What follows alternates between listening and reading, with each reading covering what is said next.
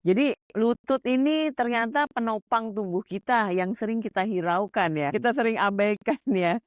Nah, kalau untuk sakit-sakit lutut ini, nyeri di lutut biasanya mulai terkena pada usia berapa, Dok? Lazimnya kami dapat pasien yang dapat sakit lutut ni selepas umur 60 tahun. 60 tahun Mhm, ya, 60 tahun mulai sakit-sakit lutut ya. dan, Dokter Nicholas kalau kita bicara terapi yang terbaik untuk sakit lutut, baik di rumah ataupun harus ke dokter, itu apa aja, Dok? Yang paling penting kami advise fisioterapi untuk kuatkan otot pada tulang peha tu, kami panggil quadratus femoris, Mhm. untuk kuatkan otot tu. Sebab otot tu boleh bagi stability pada lutut dan melindungi sendi tu. Kalau otot tu kuat, dia boleh panjangkan hayat sendi lutut kami. Jadi kuncinya adalah otot quadriceps. Quadriceps femoris. Quadriceps femoris ini harus kuat, Ya. ketika otot ini kuat, tulang di dalam lutut ini juga jadi lebih kuat ya? Dia Oke. terselindung. Dia membantu stabilkan sendi tu dan Mhm. panjangkan hayat sendi lutut kami. Wah, jadi itu yang paling penting tuh teman-teman. Oke, Dokter Nicholas, kalau misalnya sudah keburu sakit, Hmm. ya, sudah terlalu sakit, apakah masih sempat untuk melatih otot itu lagi atau ada terapi yang bisa dilakukan bersama Dokter Nicholas? Fisioterapi membentuk basic foundation untuk semua rawatan pada lutut. Biar kamu buat operation, tanpa operation, kekuatan otot quadratus femoris ni penting. Sebab walaupun kami tak buat operation, quadratus femoris ni dapat melindungi sendi lutut kami. Kalau buat operation, kami nak jalan lepas operation, otot tu juga yang melindungi sendi lutut kami. Dalam essence dia, dalam inti dia, paling penting kena buat fisioterapi untuk kuatkan otot quadratus femoris ni. Oke, jadi kuatkan otot, paling penting, tapi untuk, supaya saya masih bisa beraktivitas Hmm. setiap hari dan tidak terlalu sakit, itu apa saja terapi-terapi yang biasanya dilakukan oleh Dokter Nicole? So, lepas kami startkan fisioterapi, seterusnya kami start ubatan sakit. Sebab kalau sakit, dia tak boleh buat fisioterapi. Kalau tak boleh buat fisioterapi, semakin teruk. So, dia adalah satu macam vicious cycle kami panggil tu. So, kalau kami nak bukakan vicious cycle tu, kami kena bagi ubatan sakit dan fisioterapi. Dan kalau dua-dua tu sudah cuba, tapi masih ada sakit lagi, then kami kena pergi next step, kami boleh cuba bagi injection, kami masukkan minyak atau kami panggil oli dalam sendi tu supaya dia macam pelincir untuk pergerakan sendi tu. So bila sendi tu bergerak dengan lebih lancar, sakit tu pun berkurang sikit.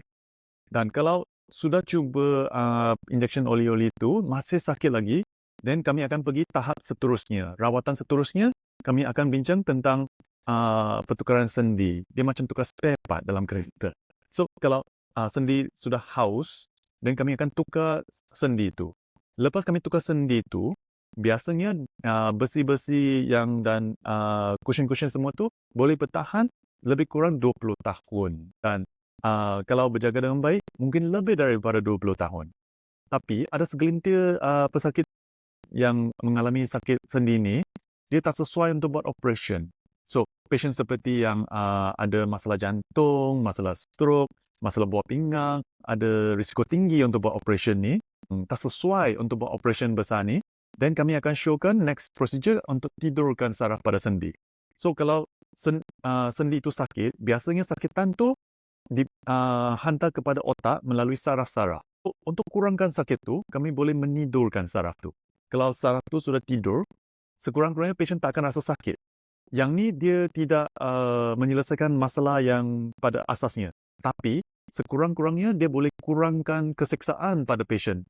Jadi banyak sekali ya tahapan-tahapan untuk mengatasi, nyeri sendi kita, dimulai dari tentunya fisioterapi, jadi menguatkan, otot-otot, Mhm.